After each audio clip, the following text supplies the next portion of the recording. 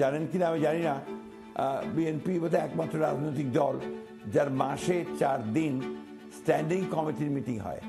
এটা অন্য কোনো দলে আছে কিনা আমি জানি না। অর্থাৎ মেইন লিডারশিপের সঙ্গে লিডারশিপের যে যৌথ যে আপনার নেতৃত্ব, সেই নেতৃত্বকে প্রতিষ্ঠা করবার জন্য বিএনপি যে কাজ শুরু হয়েছে আজকে নয়, যেদিন থেকে দেশনেত্রী বেগম খালেদা জিয়া জেলে গেছেন, আমাদের ভারপ্রাপ্ত চেয়ারম্যান সাহেব দায়িত্ব নিয়েছেন, সেই দিন থেকে এই ব্যবস্থা নিয়ে আমরা জনগণের সঙ্গে আমরা যোগাযোগ রাখছি, পার্টির সঙ্গে যোগাযোগ রাখছি। এবং একই সঙ্গে আমাদের ভারপ্রাপ্ত চেয়ারম্যান প্রায় প্রতিদিন 5টা, 6টা, 7টা, 8টা করে গণসংযোগ করছেন এখন রিমোট এরিয়াগুলোতে পর্যন্ত। আমাদের নেতারা আমরা যাচ্ছি আপনার বিভিন্ন এলাকাগুলোতে। সুতরাং BNP as a political party, as a democratic party, BNP তার ভূমিকা পালন করছে।